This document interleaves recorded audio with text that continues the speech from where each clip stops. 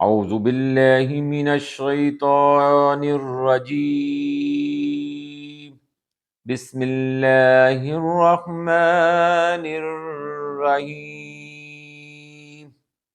درود پاک۔ یا ودود صلی علی سیدنا محمد وآلہ وصحبہ انک رحیم ودود۔ سلام۔ الصلاة والسلام علی خاتم النبیین، الصلاة والسلام علی ختم المرسلین، الصلاة والسلام علی رحمت للعالمین۔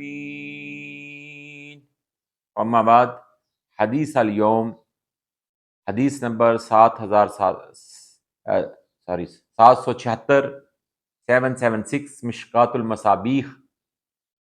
آج کا جو چیپٹر ہے وہ نماز کا بیان ہے اس میں، اور یہ نہایت اہم حدیث مبارکہ ہے، ہر مسلمان کے لیے نہایت اہمیت کی حامل ہے۔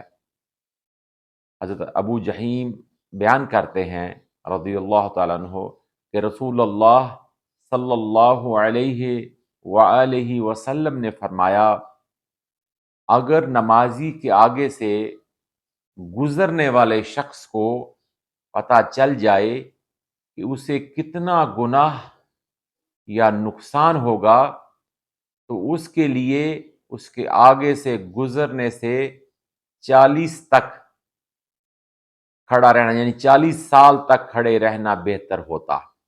40 سال تک۔ ابو نضر نے فرمایا کہ میں نہیں جانتا، یعنی کہ انہیں اس چیز کے اوپر کنفرمیشن نہیں ہے، کہ یہ دوسری روایت ہے کہ آپ صلی اللہ علیہ وآلہ وسلم نے 40 دن یا ماہ یا 40 سال فرمائے۔ اس پر متفق علیہ ہیں سب۔ اس حدیث مبارکہ کو دوبارہ سنیں اور اس چیز کو اپنی زندگیوں میں شامل کریں کہ جب کوئی نماز پڑھ رہا ہو، اللہ کے حضور سربسجود ہو، تو اس کے آگے سے ہم نے نہیں گزرنا، انتظار کریں جب تک وہ سلام نہ پھیر لے۔ حدیث مبارکہ دوبارہ سنیں۔ ابو جہیم رضی اللہ تعالیٰ عنہ بیان کرتے ہیں کہ آقا کریم رسول اللہ صلی اللہ علیہ وآلہ وسلم نے فرمایا کہ اگر نمازی کے آگے سے گزرنے والے شخص کو پتہ چل جائے کہ اسے کتنا بڑا گناہ یا نقصان ہوگا، تو اس کے لیے اس کے آگے سے گزرنے سے، نمازی کے آگے سے گزرنے سے 40 سال تک کھڑے رہنا بہتر ہوتا۔ یعنی کہ وہ یہ خیال کرتا کہ وہ 40 سال تک بھی اگر اسے انتظار کرنا پڑے تو وہ نمازی کے سلام پھیرنے تک وہ کھڑا رہے گا۔ دوسری روایت میں ہے ابو نضر نے فرمایا، میں نہیں جانتا، یعنی کہ وہ کنفرم نہیں ہے کہ آپ صلی اللہ علیہ وآلہ وسلم نے یہ 40 دن کہے تھے یا 40 ماہ یا 40 سال فرمائے تھے۔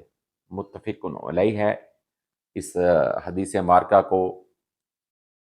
اس سے ہمیں اس چیز کی اہمیت نہایت واضح ہو جاتی ہے کہ جب کوئی نمازی، جب کوئی اللہ کا بندہ، جب کوئی مسلمان اللہ کے حضور پیش ہو، ہمیں اس کا انتظار کرنا چاہیے جب تک اس کے آگے سے نہیں گزر۔